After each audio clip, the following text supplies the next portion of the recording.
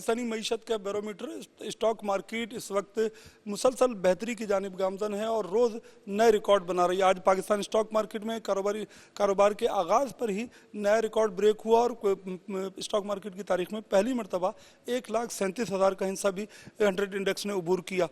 Pakistan stock market की मौजूदा सूरत हाल के हवाले से सलाना मंद हमारे साथ मौजूद है। सर, हम ये जानना चाहेंगे, पाकिस्तान स्टॉक मार्केट में सूरत हाल बेहतर हो रही है, जो कि कहा यह जाता है कि मईशत बेहतर हो रही है, इसकी वजह से हो रहा है।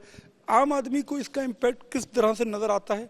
एक आम आदमी जब बैंक में जा रहा था और बैंक से लोन ले रहा था तो उसको 21% इंटरेस्ट देना पड़ रहा था, ठीक है। और वो कॉस्ट ऑफ डूइंग बिजनेस जो है ना वो काफ़ी ज़्यादा थी।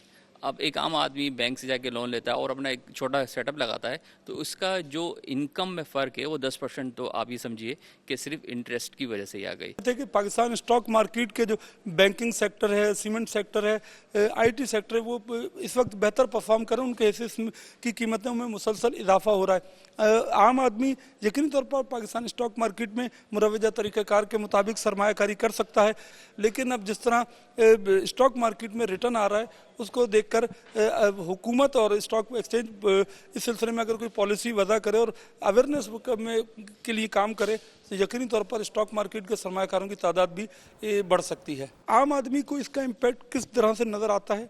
एक आम आदमी जब बैंक में जा रहा था और बैंक से लोन ले रहा था तो उसको 21% इंटरेस्ट देना पड़ रहा था, ठीक है। और वो कॉस्ट ऑफ डूइंग बिजनेस जो है ना वो काफ़ी ज़्यादा थी।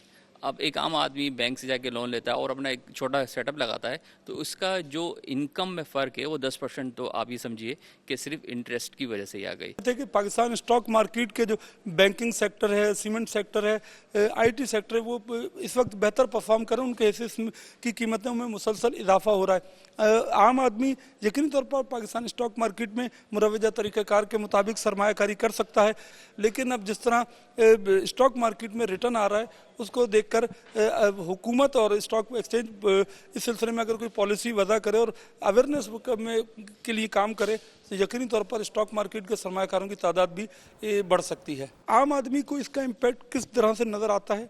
एक आम आदमी जब बैंक में जा रहा था और बैंक से लोन ले रहा था तो उसको 21% इंटरेस्ट देना पड़ रहा था, ठीक है। और वो कॉस्ट ऑफ डूइंग बिजनेस जो है ना वो काफ़ी ज़्यादा थी।